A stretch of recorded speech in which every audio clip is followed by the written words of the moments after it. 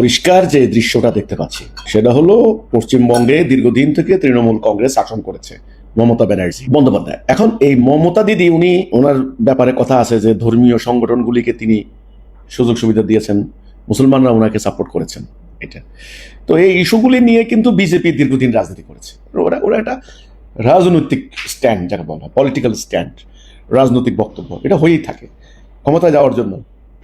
তো ধর্মকে অবলম্বন করে তারা জাতীয়তাবাদী আন্দোলন করেছে।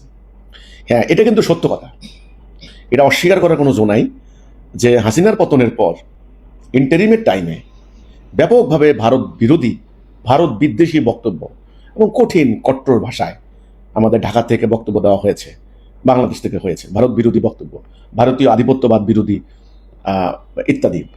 তো এগুলিরে আবার ওই পশ্চিমবঙ্গে যারা পলিটিক্স করছেন তারা ব্যাপকভাবে মার্কেটিং করেছেন এবং তাদের এমন একটা টাইমে এটা ব্যবহার হয়েছে, নির্বাচনের টাইমে এটা কাজে লেগেছে। পশ্চিমবঙ্গের হিন্দুরা কিন্তু যথেষ্ট বিশ্বাস করেছেন বা বিশাল একটা ভোটার, হিন্দু ভোটারের কাছে এই অর্থে বিশ্বাসযোগ্য হয়েছে যে ভারতে, বাংলাদেশে একটা মুসলমানদের মানে উগ্র মুসলমানদের উত্থান হয়েছে, মৌলবাদীদের উত্থান হয়েছে, ইসলামিস্টরা মানে এখানে বাংলাদেশ দখল করে ফেলেছে, এরা যে কোনো সময় ভারত দখল করবে, এমনকি তারা এখান থেকে বলেছে যে 7 সিস্টার্স দখল করবে। এই ধরনের একটা আশঙ্কা, ভীতি তাদের মনে জাগ্রত হয়েছে এবং বাংলাদেশ থেকেও বহু হিন্দুদেরকে সীমানার মধ্যে গিয়ে জড়ো হতে দেখা গেছে।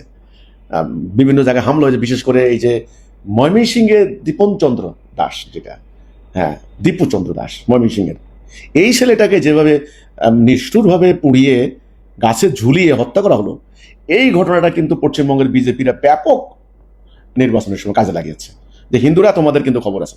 মুসলমানরা যদি এবারে আর মমতা যদি ক্ষমতায় আসে, মুসলমানদের সমর্থন নিয়ে আরো আশকারা পেয়ে যাবে।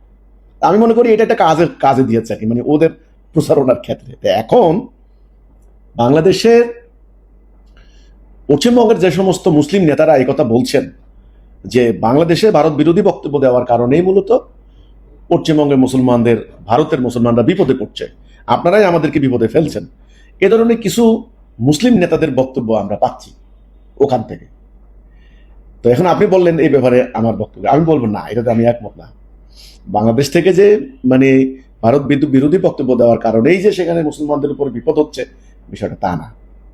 সমগ্র ব্যাপারটাই কিন্তু এরকম ব্যাপক একটা মানে ধর্মান্ধতা, ধর্মের নামে রাজনীতি, উগ্রবাদ, সাম্প্রদায়িকতা, এটা কিন্তু ব্যাপক বিস্তার করছে। এটা ভারতে হচ্ছে, বাংলাদেশেও হচ্ছে, এমনকি খোদ ইংল্যান্ডেও হচ্ছে, আমেরিকাতেও হচ্ছে।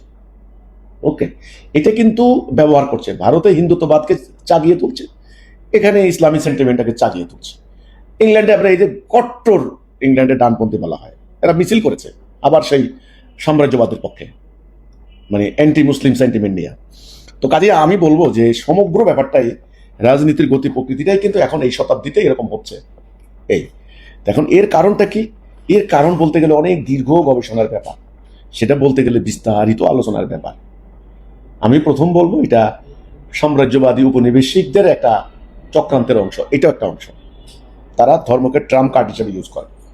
আসলে ধর্ম কায়েম হবে না, ঠিক আছে? ধর্মের যে চিরন্তন শাশ্বত চিরসত্য যে রীতিনীতি, সত্য, হক, ন্যায়, এটা কিন্তু কায়েম হবে না। রাজনৈতিক সুবিধায় পাওয়া যাবে এখানেও ওখানেও।